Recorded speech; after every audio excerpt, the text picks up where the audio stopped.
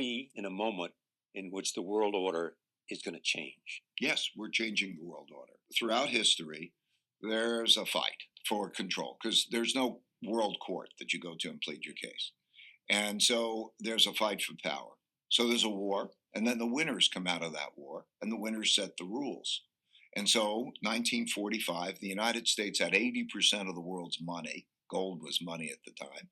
It had half the world's GDP. It had a monopoly on military power. So the U.S. set the world order. That's why the United Nations is in New York. Washington, D.C. has the IMF and the World Bank. And its currency became the reserve currency. And its currency became the reserve currency because of that set of circumstances. So the three big things that are changing now that haven't occurred in our lifetime is the amount of debt and money creation. The large debt puts central bankers in a choice. Do you pay it back with hard money, or do you pay it back with printed devalued money? And if you pay it back with hard money, it's hard. In other words, that's when you have debt crises. So in all cases, they eventually print money, and that produces inflation. The second is when there's a great internal conflict, usually when there's a large wealth and values gap, and at the same time as you have a financial problem. Then you get populism of the left and populism of the right. And the third is the rise of a great power to challenge the existing great power. In other words, China. And the opposition is as strong as the United States and its allies. And so we have a conflict. And there are 5 kinds of wars. And they start in this order, just sequentially, typically. A trade war, a technology war, a geopolitical influence war. Then you get into a capital and economic warfare, which we are now with sanctions. They always happened in history. And then there's a military war. And so you could see that progression happen through time. And that creates a template. So I like to look at the template and then plot dots to see how we're transpiring relative to that template. Making of purchases that put money directly in the hands of spenders. Because the linkage between having money in the financial assets and having spending is becoming weaker and weaker. Can I just pause for a moment? Sure. So what you're effectively saying to me is that monetary policy, one, interest rates, has sort of run its course. It's become ineffective. Monetary policy, two, quantitative easing, if I take you correctly, ineffective. Central banks are now going to have to print money and hand it to consumers? In one fashion or in another, they're going to have to go more directly to spenders. How does that work? Well, it can work in either a combination of fiscal and monetary policy. There's a continuum of how it's worked in history. In some cases, you can have the federal government run deficits, which the central bank essentially monetizes by lending them money, and that's one path. And then there's a continuum, and on that continuum, the far side of that continuum is called helicopter money. What helicopter money means is the process of essentially putting it directly in your hands. The central bank has the capacity legally to essentially get money in your hands. There's the laws change from place to place, to put it directly in your hands to have you spend it. In other words, to bypass the financial markets to do that. So there's a range of ways that can be done. History is loaded with them. We're just not acquainted with them because they haven't happened in our lifetimes before. In other words, these long-term debt cycles come once a lifetime, and people once are not a century even. Once a century even. So they're rare. But if you go back over history and you see them, they've happened many. Going to a different economy, and we're going to be learning more about that as we go. But clearly, we're learning that things can be done from remote locations. We're learning that technology can replace people even more than we thought. We're not going back to the same economy. We're recovering, but to a different economy, and it'll be one that is more leveraged to technology. And I worry that is going to make it even more difficult than it was for many workers. In Silicon Valley, and my friends who work in technology know that what we did to the manufacturing workers, we are now going to do to the retail workers, the call center workers, the fast food workers, the truck drivers, and then even bookkeepers, accountants, insurance, agents, lawyers, and on through the economy. So what happened to the manufacturing workers is a very clear sign. And so we'll import Chinese-based CBDC technology. So it's going to be CBDC in a box provided to you by the People's Bank of China. But every stock, every bond, every currency, every commodity, every piece of art, every private business, every piece of real estate will eventually be a token on a blockchain, an entry on a ledger, permanent and immutable. We will have truth instead of trust, and we will save over $7 trillion a year. 6 to 8% of global GDP is wasted by the friction of the trust industry that's necessary when you have dual entry accounting. With triple entry accounting, which is what a blockchain is, we get rid of all of that friction. It's a beautiful future. Like what you see in China and their social credit scoring systems, right? If we get identity wrong, it could be a tool to enslave humanity. And if we get it right, it could be a tool to liberate humanity. And as an American, I'm obviously rooting for the one that's on the side of freedom. Bitcoin is an international asset. And also, I do believe the role of crypto is it's digitizing gold. I actually believe this technology is going to be very important. Look at it. We have been part of the huge revolution in investing through ETFs. We believe that ETFs will be changing the whole way we invest. Many people still use it as a means, people are investing it for indexing. No, the majority of people who are putting money in in ETFs are active investors that are buying exposure. The entire bond market is being transformed as we talk right now. I believe the next generation for markets, the next generation for securities will be tokenization of securities.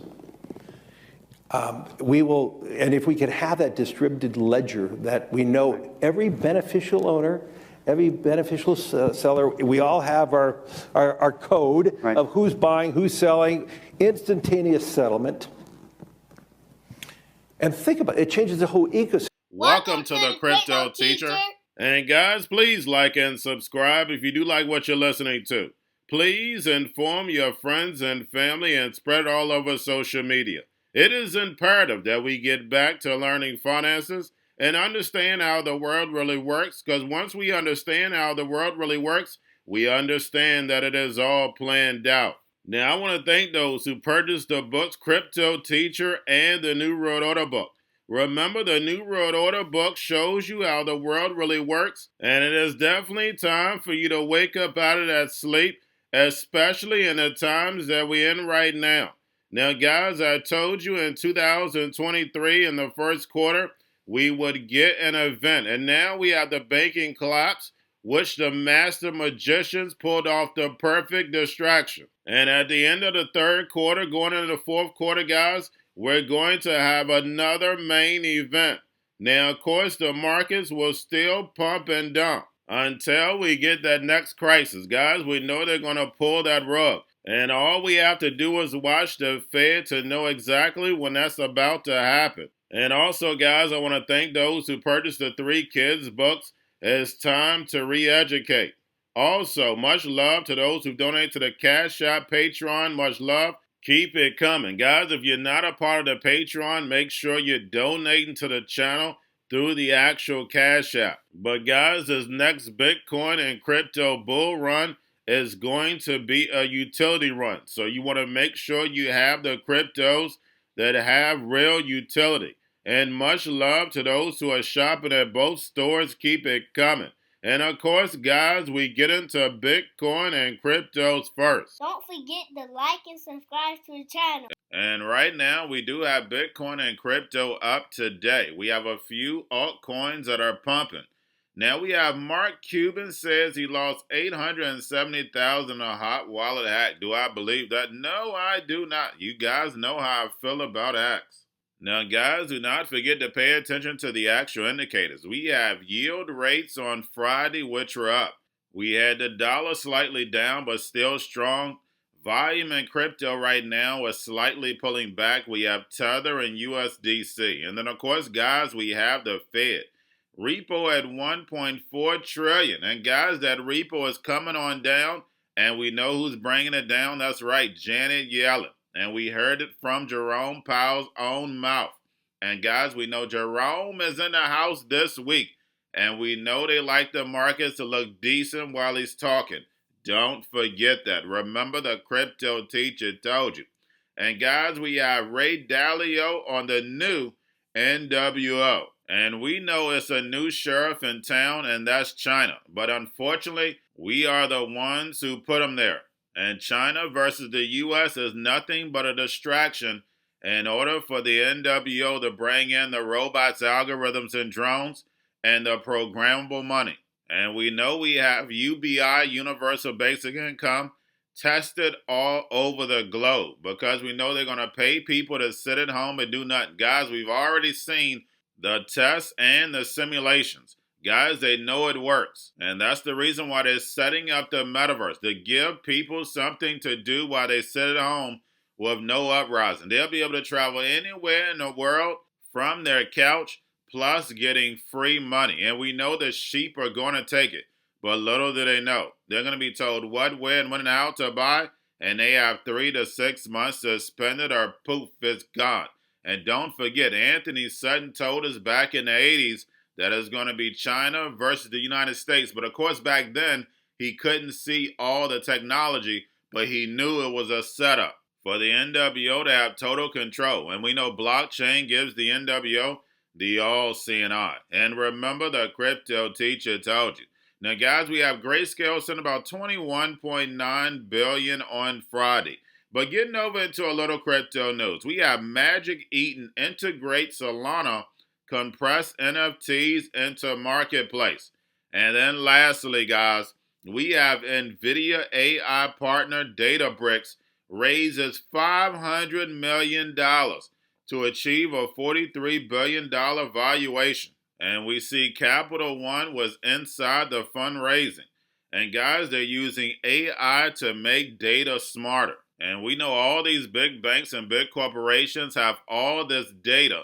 But this data is useless if you're not able to put it to work. Now they're able to put it to work with AI, these supercomputers. They will be able to know you better than you know yourself.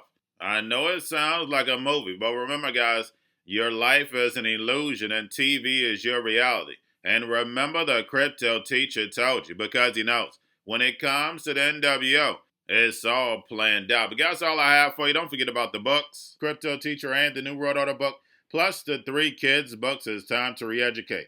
Also, new to cryptos, Coinbase, Bitrue, Binance. Do not forget book links and crypto links are in the description. The stock channel, guys. Don't forget to go like, subscribe, spread everywhere. You have your Kobo, your chip stocks, your banking, your gaming. While everybody's sitting at home, get home stocks, the Seaver, the biotech stocks. And while everybody's at home wishing, they were still getting that free money. What are they doing? Drinking and smoking weed. Don't forget about those stocks, and you have a wonderful day. The most powerful person in the world is the storyteller. The storyteller sets the vision, values, and agenda of an entire generation to come. Steve Jobs. And guys, you know I truly believe in this. When you look at the New World Order, they're the storytellers. And that's the reason why I wrote my New World Order book. But guys, now it's time to change the current generation. And I wrote 3 kids books. You know I love the Trinity because I understand the power that's in it.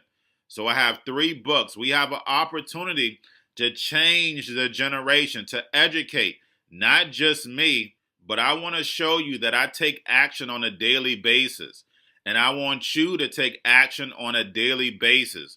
Whether it's your job, whether it's in your community, we have an opportunity right now to educate the masses. I posted this on my Twitter account. Please share, but this is a short clip of the 3 books. There's going to be a clothing line and action figures. Please get these books for your kids, nephews, cousins, friends, so therefore we can start the re-education now. Because as we see, the 4th Industrial Revolution foundation is definitely here. Robots, algorithms, drones, taking humanity out the picture. We have to re-educate. But let's get into the video. Part 1. King Joshua and Dramatea save the village. Part 2. King Joshua and Dramatea save New York COVID Stories 3, Part 3. King Joshua and Grandma Tam goes to China.